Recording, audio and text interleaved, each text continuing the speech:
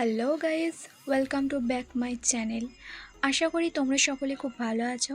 আজ আমি তোমাদের সঙ্গে লাউয়ের কোপ্তা কারির রেসিপি শেয়ার করব। তো চলো স্টার্ট করা যাক। একটা মাঝারি সাইজের লাউ নিয়েছিলাম, তারপর সেটাকে ভালো করে ধুয়ে কেটে নিয়েছিলাম। তারপর খোলা ছাড়িয়ে নিয়ে আমি ওটাকে গ্রেট করে নিচ্ছি। তো ভালো করে আমি গ্রেট করে নেব, একদম যেরকম ঝুরো ঝুরো আলু ভাজা হয় না, সেরকম টাইপের আমি গ্রেট করে নিয়েছি। তো গ্রেট করার পর দেখতে ঠিক এরকম হয়েছে, খুব সুন্দর লাগছে কিন্তু দেখতে। তো এটা থেকে কিন্তু প্রচুর পরিমাণ জল বেরোবে, সে হাত দিয়ে আমি চেপে চেপে জলগুলোকে বার করে দিচ্ছি। তো তোমরা ছাঁকনির সাহায্যে করতে পারো। তো দেখো কতটা পরিমাণ জল বেরিয়েছে। তো আর এরপর আমি পেঁয়াজ কুচি আর গ্রেট করা লাউটাকে আমি ভালো করে মিক্স করে নিচ্ছি। তো এরপর আমি অ্যাড করলাম 4 চামচ বেসন,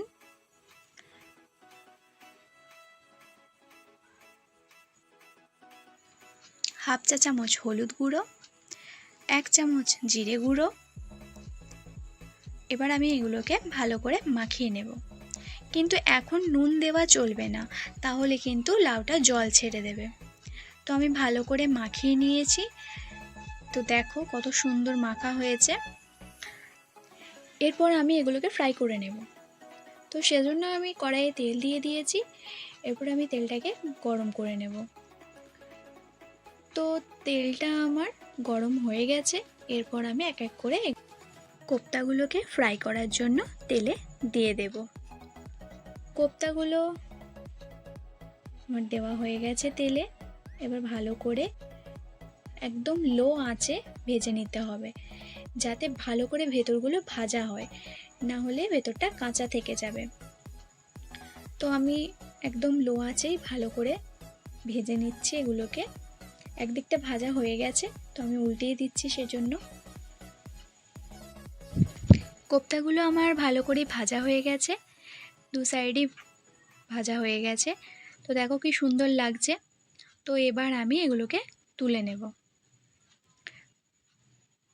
তো কোপ্তাগুলো তো আমার ভাজা হয়ে গেছে। এরপর কোপ্তার কারিটা করার জন্য আমি তেল দিয়ে দিয়েছি কড়াই, এবং তেলটা গরম করে নিয়ে আমি তাতে সামান্য 5 ফোড়ন দিয়ে দিয়েছি। এরপর আমি দিয়ে দিচ্ছি পেঁয়াজ, রসুন, টমেটো আর শুকনো লঙ্কার পেস্ট। এবার এটাকে আমি ভালো করে ভেজে নেব। তারপরে দিয়ে দেব আদার পেস্ট। তো আদার পেস্ট আমি দিয়ে দিলাম। এরপর আমি এটাকে ভালো করে ভেজে নেব। তোমাদেরকে একটা কথা বলা হয়নি, আমি যখন কোপ্তাগুলো ভাজছিলাম তার আগের মুহূর্তে আমি ওতে নুন অ্যাড করেছিলাম। আমার পেস্টগুলো ভাজা হয়ে গেছে।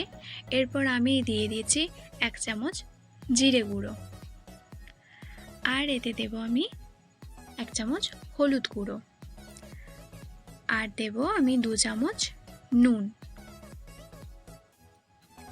এরপর আমি জল দিয়ে দিলাম, দিয়ে আমি ভালো করে মশলাটাকে কষে নেব। আর দিয়ে দেব আমি সানরাইজের গরম মশলা, আর এর সঙ্গে দেব একটু কালার করার জন্য কাশ্মীরি লঙ্কার গুঁড়ো। এরপর আমি সবগুলোকে ভালো করে মিক্স করে নিয়ে কারিটা তৈরি করে নেব। আর এতে দেব আমি 4টে কাঁচা লঙ্কা, একটু ঝাল ঝাল হলে খেতে ভালো লাগবে।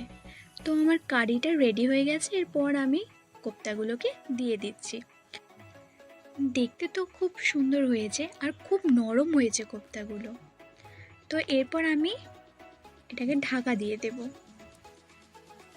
তো কিছুক্ষণ ঢাকা দিয়ে রাখার পর আমি ঢাকনাটা খুলে নিচ্ছি। আর এই দেখো আমার রেডি হয়ে গেছে কোপ্তা কারি। তো আমি নিজের মতো করে এটাকে বানিয়েছি। তো কেমন লাগলো আমার রেসিপিটা অবশ্যই তোমরা জানাবে কমেন্টে। আর আমার চ্যানেলটাকে সাবস্ক্রাইব করে দেবে আরও নতুন নতুন ভিডিও পাওয়ার জন্য। তো আজ ব্লগটা এখানেই শেষ করলাম।